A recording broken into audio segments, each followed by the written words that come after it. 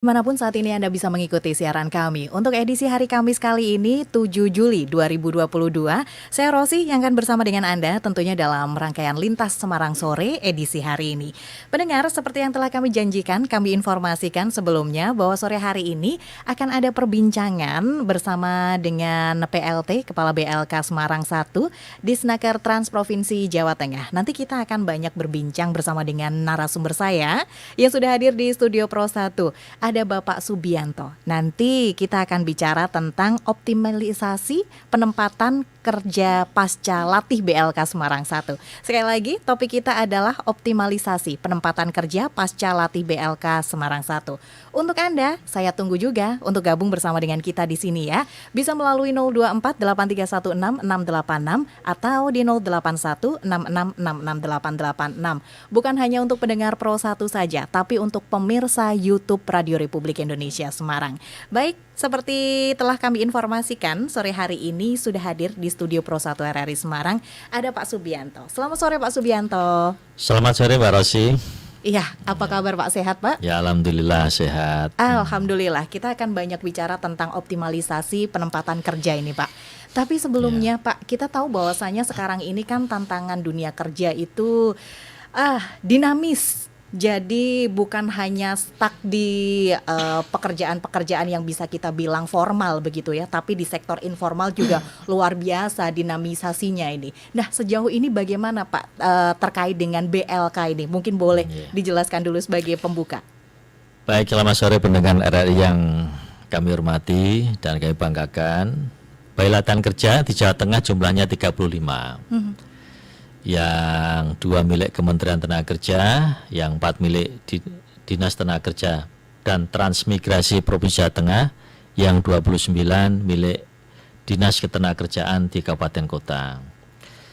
Sebetulnya Balai Latihan Kerja ini merupakan salah satu ujung tombak dari pemerintah dalam hal menyiapkan ketenagakerjaan. Sebagaimana kita ketahui Bapak pendengar sekalian, salah satu problematika terbesar di Republik kita ini adalah pekerja. Yeah. Kenapa bisa sulit mencari kerja? Di antaranya penyebabnya adalah masih adanya gap mismatch antara output dunia pendidikan kita dengan kebutuhan kompetensi di pasar kerja. Dan angkanya masih cukup tinggi, masih sekitar 26,5%. Sehingga output dari dunia pendidikan kita ini masih terdapat disparitas atau kesenjangan antara keterampilan yang dimiliki dari belajar tadi dengan kebutuhan kompetensi yang terkini selalu berkembang di dunia kerja. Akibatnya ya boleh dikatakan komunitas pencari kerja terutama yang fresh graduate ini belum siap masuk ke pasar kerja. Banyak kesenjangan yang harus dilengkapi, dipendekkan. Nah, tugas dari BLK ini adalah memendekkan kesenjangan antara output dunia pendidikan kita itu dengan kebutuhan kompetensi di pasar kerja. Dengan cara apa memendekkannya? Ya dilatih, bisa keterampilan, biar keterampilannya itu sesuai dengan yang dibutuhkan pasar kerja kekinian, begitu. Apa pangsa kerja kekinian yang kemudian ditangkap oleh BLK Pak? Ya, semua BLK punya khususan, terutama di BLK Jawa Tengah. Ada BLK kita yang khusus untuk memberi tambahan keterampilan di bidang industri, ya khususnya di BLK kami ada di Cilacap. Ada Balai Latihan Kerja yang memberikan tambahan kompetensi di bidang pertanian, karena selama ini semenjak era pasca Orde Baru, pertanian kita sangat tertinggal di bidang kebutuhan tenaga kerja pertanian yang profesional. Kita punya BLK Kelampok yang ada di Banjarnegara. Kita juga punya Balai Latihan Kerja kami di bidang jasa. Karena saat ini sebagaimana kita ketahui, pemerintah itu sedang memproyeksikan pembangunan ekonomi rakyat kita di bidang pariwisata dan industri kreatif. Betul. Seperti kata kutip Pak Sandiaga Uno, bahwa jumlah angkatan kerja nasional itu 96% bekerja di sektor UMKM. Betul. Bayangin itu, sebesar itu. Nah, selama ini pemerintah masih belum optimal untuk bisa memberikan supervisi, dan hal-hal lainnya terutama pendanaan di bidang pemberdayaan UMKM. Salah satu UMKM yang terbesar di Indonesia itu sektor pariwisata dan industri kreatif. Nah, pemerintah dalam hal ini itu mempunyai suatu program jangka panjang, ada destinasi unggulan pariwisata. Yang pertama Danau Toba dan sekitarnya, yang kedua Borobudur sekitarnya, yang ketiga itu Mandalika dan sekitarnya, yang keempat itu Labuan Bajo dan Pulau Komodo sekitarnya, yang kelima itu Raja Ampat dan sekitarnya. Nah, BLK Semarang 1 ini ditugaskan pemerintah untuk bisa menghandle kebutuhan tenaga kerja di bidang pariwisata untuk khususnya destinasi Borobudur dan sekitarnya. Itu. Nah, apa yang kami latihkan? Kami latihkan banyak di bidang jasa, ada beberapa yang di bidang jasa pariwisata.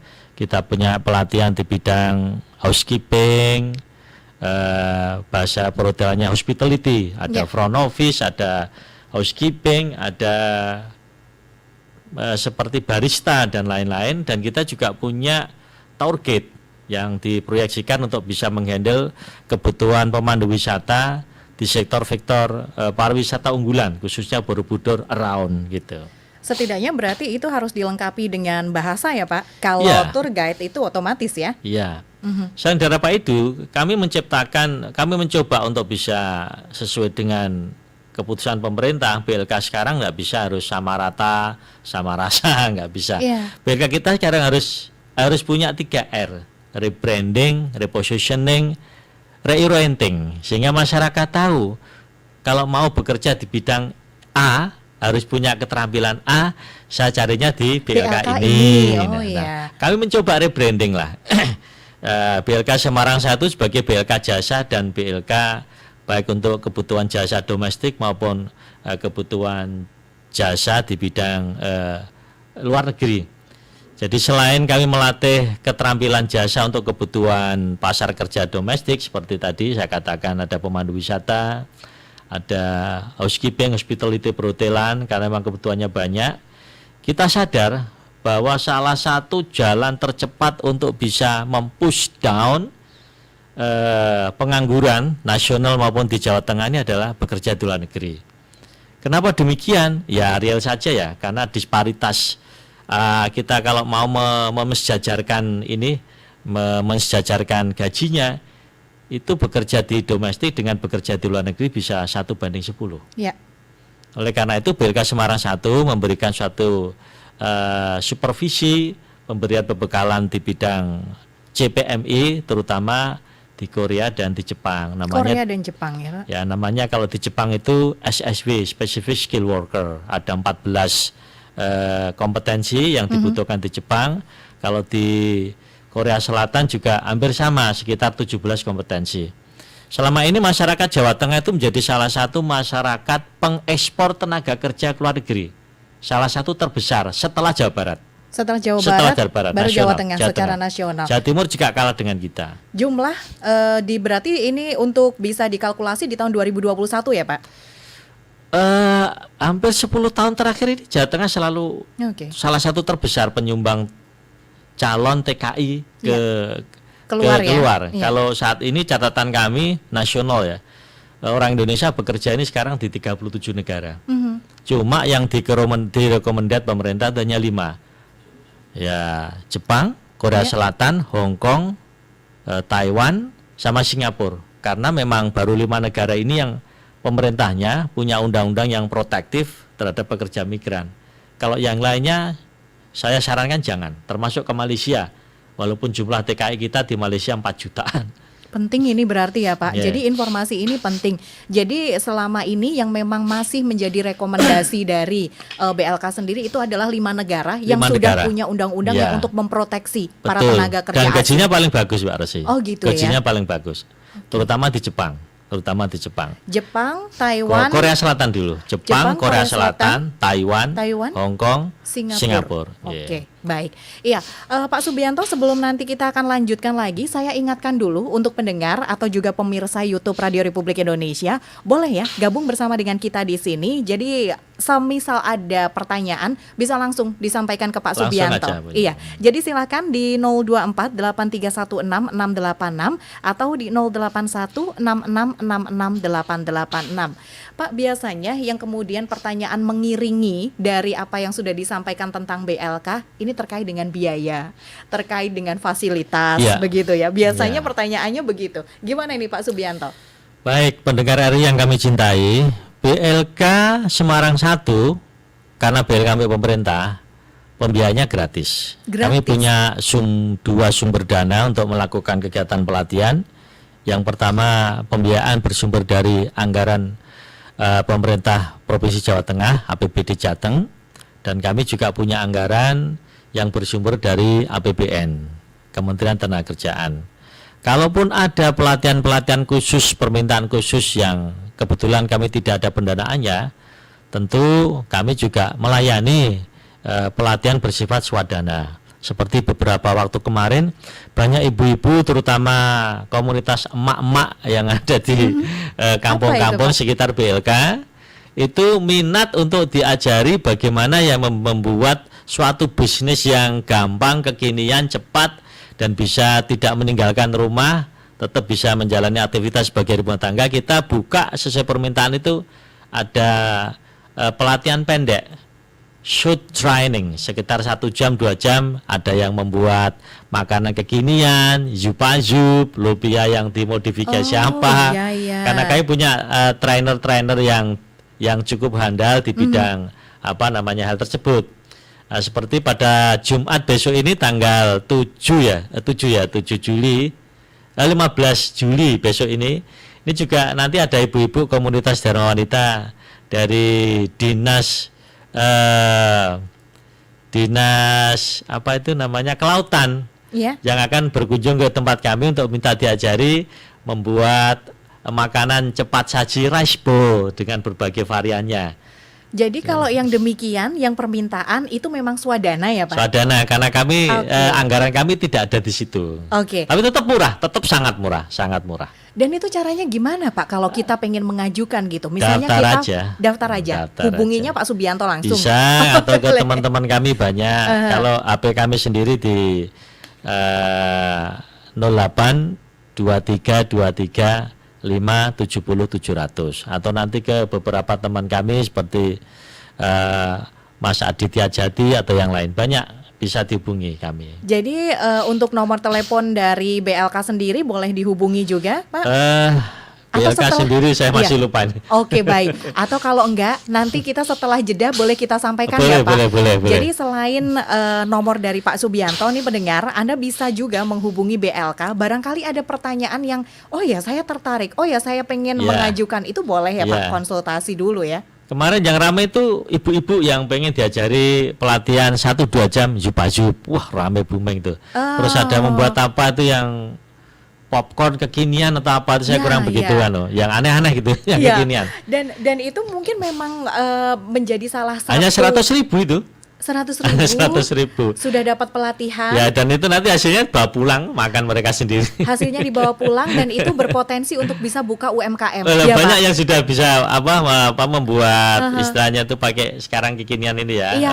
Pakai berbagai macam ojek online juga gitu ya. Oke, baik. Jadi ini salah satu keunggulannya BLK, pendengar. Jadi ketika Anda meminta, bahkan kalau yang bukan ada di programnya BLK 1 Semarang, itu Anda bisa mengajukan kemudian menggunakan tarifnya tetap murah. Karena meskipun swadana, tapi ini menjadi salah satu juga ini ya misi dari BLK ya Pak ya. Oke, Pak Subianto, ini sudah ada yang masuk di 08166668886, tapi akan kita bahas nanti selepas kita jeda Pak. Kita akan jeda dulu sejenak. Pendengar dan juga pemirsa jangan kemana-mana, kami akan segera kembali sesaat lagi.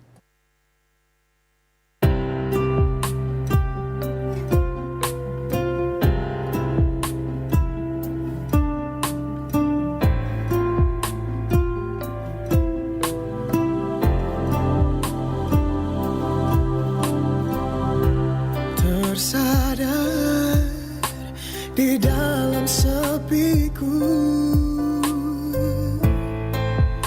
setelah jauh melangkah,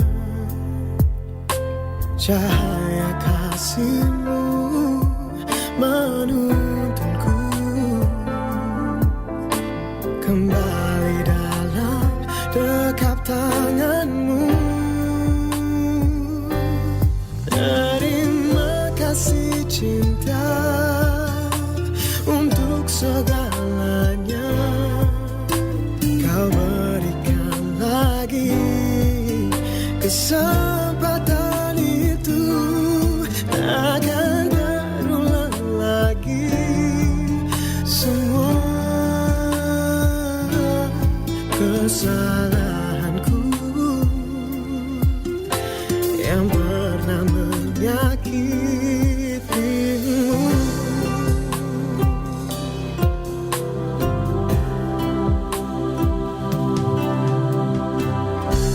Tanpamu tiada berarti,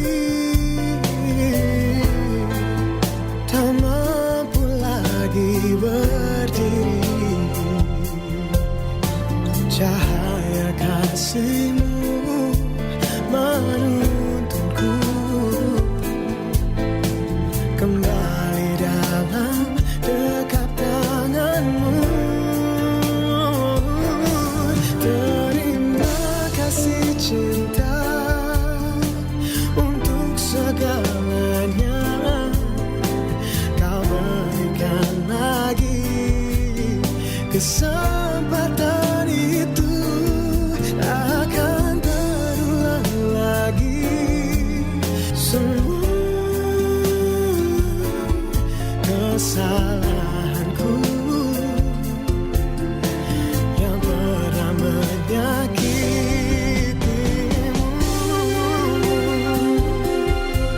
Oh, oh, oh, oh.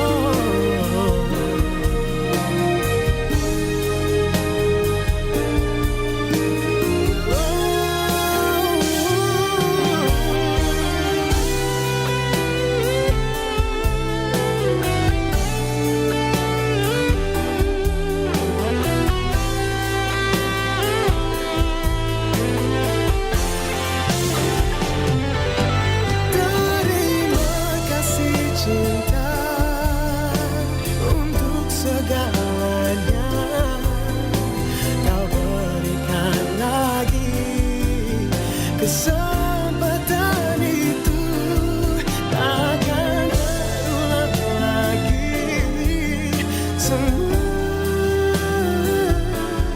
kesalahanku.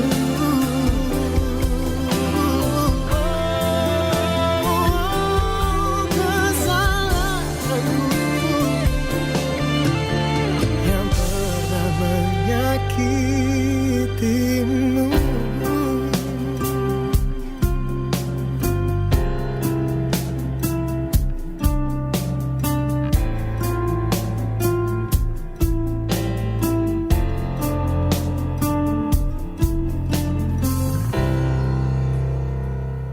Pro 1, kanal inspirasi. Terima kasih pendengar dan juga pemirsa YouTube Radio Republik Indonesia Semarang. Sore hari ini kita kembali lagi tentunya dalam perbincangan bersama dengan Bapak Subianto, PLT Kepala BLK Semarang 1 Disnaker Trans Provinsi Jawa Tengah. Pak Subianto, ada pertanyaan bagus sekali. Ini sudah masuk di 08166668886 dari Ibu Ade yang ada di Semarang. Selamat sore Bapak narasumber. Saya mempunyai sebuah usaha. Beberapa waktu yang lalu teman saya bercerita kalau mendapatkan pegawai dari BLK dan ternyata bagus. Bagus di sini karena attitude-nya juga bagus, Pak. Nah, saya juga ingin mencoba untuk UMKM saya. Tapi apakah benar, Pak, di BLK itu juga ada semacam pelatihan bukan hanya tentang kemampuan tetapi juga tentang attitude? Bagus sekali pertanyaannya. Silakan. Ya, Pak terima Subianto. kasih Ibu dari Semarang. Di BLK di Jawa Tengah kami punya beberapa spesifikasi. Di tempat kami juga ada pelatihan tentang soft skill, itu ada. Soft skill. Soft skill, ya, attitude itu soft skill. Ya. Karena memang salah satu kelemahan pencari kerja kita, terutama yang fresh graduate baru lulus, ya itu adalah soft skill. Rata-rata mereka di industri itu Kami beberapa kali sering rapat diskusi dengan perhimpunan HRD berbagai komunitas industri. Rata-rata fresh graduate itu kelemahannya selain juga kompetensinya pada GCAP, soft skillnya. Dan itu memang jelas Dan terpotret itulah, ya Pak. makanya pelatihan-pelatihan kami di BLK Semarang 1 ada 12, yaitu yang paling tren, paling banyak peminatnya saat ini itu barista.